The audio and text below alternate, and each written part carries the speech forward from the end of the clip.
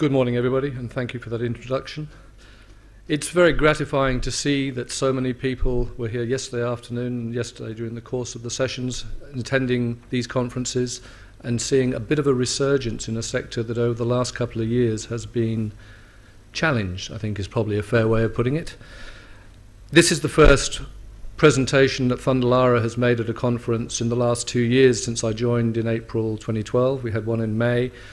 But the main reason has been in that time, with the difficulties in the sector and the challenges that the exploration industry has faced that were so clearly outlined by Michael just now, it has been a case of we've had no real story that we wanted to tell that was worthwhile for exploration investors to actually hear and to support.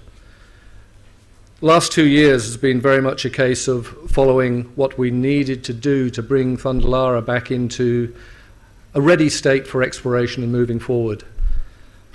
You'll see there's more and more pages these days of disclaimers and other requirements that we have to put into the reports that make it harder for people to understand exactly what's important, what may not be important, but we need to do that to satisfy the regulatory requirements. Many of you probably will have a holding in Fundalara or have had a holding in the past through the exploration at Red Boar on the copper side a few years ago, and also from uranium exposure at Thunderball, which in fact we recently sold because the uranium sector really has no attraction to the market at the moment. This was part of the project rationalization that we needed to do to bring everything back on track to move ourselves forward. This slide shows you clearly the capital structure where we're at the moment, 276 million shares. Last trade I checked just before I came up on stage was 7.5 cents, which puts us at a market cap of about 20.7 million. We had 370,000 cash at the end of March quarter, but since then we've had cash come in from 2 asset sales. The first tranche of the uranium sale that I alluded to just now was $650,000, with another $900,000 due in by the end of July next year, and $800,000 from the sale of the minority contributing and diluting interests that we had in the East Kimberley nickel assets with Panoramic. That was a good deal for both parties, allowed Panoramic to move forward and gave us some cash that we could apply more directly to the exploration projects that we're interested in. Shareholders, as you can see, Ragged Range is the main one, which is Phil Crabb, who is our founding director and the chairman of the company at the moment. Chin nominees is high net worth individuals. And basically, Norilsk is a legacy issue from the nickel assets we had up in the East Kimberley. I don't believe they even know they've got those shares anymore. It's such a small piece of interest for them that they just don't even know. Basically, the board and management has about 20% of the company, and I should point out that that is all shares that have been bought. We haven't been given any of these. These are shares that have been bought with good money, like those of all of the other investors in Fundalara. This board, as you can see, almost 200 years, and if you count that up, it shows that we're all not exactly in the early stages of our life. We're all pretty mature and very experienced individuals. And look, we're still young at heart, but I think what it shows is that we've got a wide range of experience across a wealth of different sectors, all of which are highly relevant to the business that we're currently involved in, and in hopefully the delivery of value to shareholders. This slide quickly shows what I've been doing, or what we've been doing over the last 2 years since I joined in April 2012. As you can see, the current wages bill was about 1/8 of what it was in March 2012, and part of that has come from reducing staff from 21 full-time employees to 4 currently. We use the occasional contractors. Salaries have been cut across the board. I'm on 50% of what I was at the start. This is no token 10% reduction. This is, serious reductions to protect my investment as a shareholder as well, and to protect the investments of all shareholders, because you have to make these hard decisions early to protect against the issues that Michael was just explaining so eruditely a moment ago in the sector. Back in April 2012, the annual commitment, and there's a spelling mistake there, which I hate. Sorry, I'm always really bad with these things. But $4.2 million per annum back in April was what we had to spend each year just to be able to keep the tenements. And the actual spend that year was $9 million. We're now reduced it actually below that 1.1 I checked yesterday, and we're now down to $790,000 a year in order to be able to maintain the tenements that we have. That's the raw expenditure commitments. The sustainable savings from disposing of assets, cutting overheads, relocating office and everything else that I've mentioned is about $4.5 million per annum. So we've put the company in good stead. We sold Hayes Creek uranium assets, we've sold the Copernicus East Kimberley joint venture, plus a number of others. We've tested other projects, dropped them out, and most importantly for this conference and for the copper sector, we've secured a 90% interest in the Red Boar asset. We have 4 main project areas. If I quickly go, Nalia Basin, I won't talk in detail, that's uranium in situ leach, and it's on hold because nobody's interested in uranium, but we don't want to get rid of it until we absolutely have to. The expenditure commitment on that, due to the helpfulness and collaboration of the Northern Territory government, is currently on a 0 work expenditure commitment because they know that if we surrender it, it'll take 4 or 5 years through negotiations with the Central Land Council to be able for anybody to get back on the ground. Pine Creek up in the Northern Territory again is a combination of copper, a little bit of uranium still there, and some base metals. I won't go into those in detail, but they are on announcements on the website. East Kimberley has a couple of assets there which are copper and zinc base metals. But of main interest to us now is the Dulgunna area, Carrara Well and Red Boar asset. As said, we've now secured 90% we now have 90% of the Red Boar asset and of Carrara Well, which is a tenement to the north. The other 10% is held by prospector Bill Richmond, with whom we had some serious discussions over the last couple of years. When I came on board, we had to have a resource announced at Red Boar by October 2012, otherwise we would have lost the tenement in its entirety. We announced in May a JORC-compliant indicated resource of 48,000 tonnes at 3.6% copper and about 0.9 gram of gold, which equates to roughly 1,740 tonnes of contained copper. Not quite the sort of size that Alan Wilson was alluding to for Antofagasta's interest yesterday when he was talking 500,000 tonnes, but it's a start for us at least. Most importantly is the proximity to the DeGrussa mine. And there have been various presenters who've alluded to Sandfire's operations at DeGrussa. They got that up and running in 3 years. Currently at March 2014, they've got 13 million tonnes in the underground and stockpile in the resource base at 4.5% copper, 1.8 grams per tonne gold. The March quarter was producing, that's got a contained 588,000 tonnes of contained copper and 764,000 ounces of gold. So that's the prize we're looking for the proximity that we are to DeGrussa. Their March quarterly production was 18,000 tonnes of copper and 10,000 ounces of gold. So these are targets that become really important for us. I'll quickly go through why we believe these are so important. And one of the things you need to just note from this presentation, from this slide, this presentation is available. There are some copies at our booth and it's online as well. The area that is in white here has been mapped as granite. So ostensibly at first pass it's viewed to be non-prospective.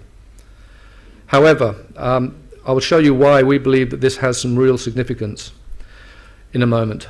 Firstly, the Red Boar itself. This is only a small tenement. It's 2 square kilometres by 1 kilometre, which sounds small in the overall scheme of tenements, but bear in mind that the entire Kalgoorlie Golden Mile could fit in this without any difficulty. So it's small, but it's a granted mining licence. It means that we can do a lot of work on there, and if, as we believe, it does host something of interest, it doesn't need to be any bigger than that. It's big enough. Conductor 5 to the edge of the boundary there is about 200 metres. So we're really close, albeit the fact that Conductor 5 is at about 550, 600 metres vertical. Our resource was just over there, and as you can see from this slide, was drilled intensively a couple of years ago. The model that our geologist Koska has come up with, which is really important, relates to the possibility of the Carrara Well and that white area that I was showing you on that previous slide, as to why that has potential to deliver some outcome for us in the future. This is Geology 101. What you're seeing here is essentially a schematic of the formation of volcanogenic hosted massive sulfides and intrusive sulfide related to growth faults at the margins of a basin. When The sulfides are intruded up the fault zones initially, and the sediment pile is established over time. Sedimentation then stops, and you get a compression zone when the collision of the continents pushes everything together, which is what you have here. The granite to the northwest, which is a very brittle rock, will get broken and overthrust like this, whereas the sediments, which are more ductile and more soft and malleable, become folded, and the faulting still in place. The sulfides will relocate to areas of dilation. Technically, they'll just get moved to the areas where there's space for them to be redeposited. What then happens when the collision completes is you get a period of quiescence, and then you get erosion, which gives the current landform, which is where you're at like this. And what you're really seeing is that, if you remember from when I showed you the white areas on that Carrara well map, that's like just being there. And these, where the granite we're seeing that initially has been interpreted as possibly being like over here and going to the depths of the earth, it may be that what you've actually got are overthrust little granite sheets, maybe 50, 100, 150 meters thick, and that underneath them could be a mass of the sediment pile that has hosted, which is called Maracuda Volcanics, that hosts the DeGrussa and also the red bore styles of mineralization. This has never been tested, and as I say, the fact that this has the possibility of being significant for us is also reinforced by this mine up here called Plutonic, which everybody knows 6 to 8 million ounces have come out of that, and that's exactly the same model. It was overthrust granite sheets, 6 to 8 million ounces come out of it, a tectonic window of Archean greenstone belt with all the mineralization hidden below. So this model, which has never been tested, is valid, and we have a parallel for it, an analog for it 20 kilometers away. So it happens in this part of the world. This is highly significant for the future potential as an exploration play for red bore.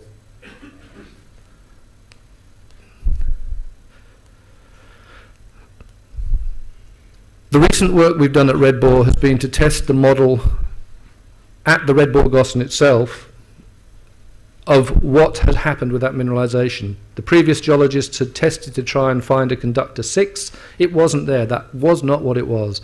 Our current geologist, Kostagavuru, who's very experienced, spent a lot of time looking at the information, and his view was that actually what we had would be a pencil-like shoot of mineralization at a structural intersection. Technical speak, I know, but basically he's saying a pencil from that Red Bore Gossan heading down to the southwest. So we did some drilling in a recent program after we'd solved the problem with Bill Richmond and got equity security there, and did a 6-hole program that was announced back in mid-May. Now what that program came up with, and these are hand-drawn diagrams because for me they are more meaningful. They're, again, what Alan Wilson was alluding to yesterday in the Antofagasta presentation. This is demonstration that you've got a geologist who's actually thinking things through. Anything that comes out of a computer commences in this sort of form. And I'll be perfectly honest, it's also something I can adjust this at sort of 4 in the morning or 5 in the morning if I'm trying to get a presentation finished. If I have to go to a computer to try and work a Corel Draw package or something, I've got Buckleys, but no hope whatsoever. So there is a method in my madness as well. But I like them. It helps me understand and be able to present to investors and to the public I'm presenting to more readily what's actually happening. 6 holes drilled. The first one hit the oxide zone that we knew about, so we expected that. That was 5.8 meters at 6.6% copper in the oxide zone. Second hole stepped back up to the northeast, and this was to prove that there was nothing further there, and that's what happened. That proved that this was a chute heading to the southwest. That hole was barren, as he thought it would be. The next holes were 3 holes from the same collar, a steep hole at 70, one at 60, one at 50. The one at 70, the first intersection there is 5 meters at 5% copper in the oxide zone again. The next one at only 30 meters down hole depth, so shallow, hit 17.8 meters, 16.8 meters at 2.1% copper, with a central core of 4.5 meters at 6.5% copper and just over 2 grams gold. What this showed us, because the outer rim of this 16.8 meter intersection, 6 meters of about 0.5 to 1% copper, then the core, then back into the halo again, this other 6 meters of that 1%. Now, what this showed us was that what we had was not a chute of sulfide mineralization remobilized, but actually a breccia pipe, a vent that was a feeder from a deeper seated magmatic chamber possibly, that hadn't actually hit the surface at the time and extruded to form a black smoker or a volcanogenic hosted massive sulfide deposit. The fifth hole clipped something, we don't know exactly what, it may have been the edge of the pipe or it may have just been some faulted zone, and then the sixth hole, which actually comes out of this plane towards me, so it's not in the same plane. This hit at the surface another 4.5 or 4 meters at 10% copper as expected, but hit another zone down here of 6 meters at 6% copper, which is interpreted due to the mineralogy not to be a down-faulted block of this as we first thought, but it's a separate pipe. Now, the image that I would like to put to you is if you've got deep-seated magma and a chamber that's got sulfides being formed and pushed out into that, it's like having a bowl of jelly, and if you squish your hands into it, the jelly will squirt out between your fingers in various random shapes, but direction, if you follow them back down, they lead you back to the core of what you're after. And that's really what we've now found. We found these squishes of the jelly, and we need to follow them back down. This is not found at DeGrussa. DeGrussa have never seen this top of a system that we have. This is what you're seeing in the core, massive chalcopyrite, but also massive magnetite here. And at the booth we've got samples from this, and it's highly magnetic, just pure massive magnetite. And the indications of, because of it's so magnetic, is that it gives you a target on the magnetic images that you can follow. The red bore one there is an obvious one. Some of these other blips that we now look at with more understanding, because we know that they may represent pipes, and therefore we can follow them up in more detail, and that's the next stage that we want to do. If you look at a surface plan of where the small 48,000 ton JORC indicated resource is, that's the sort of outline on the surface of where all those drill holes were on that previous diagram. The two lodes, or the two pipes we've now discovered, head down to the southwest, and they are outside that resource, so they're extending it better. But more importantly, it's understanding the different geological setting. This is the sort of model that our geologist has put together. And again, it's what Alan was saying yesterday. It's pulling all the information that you've got there together.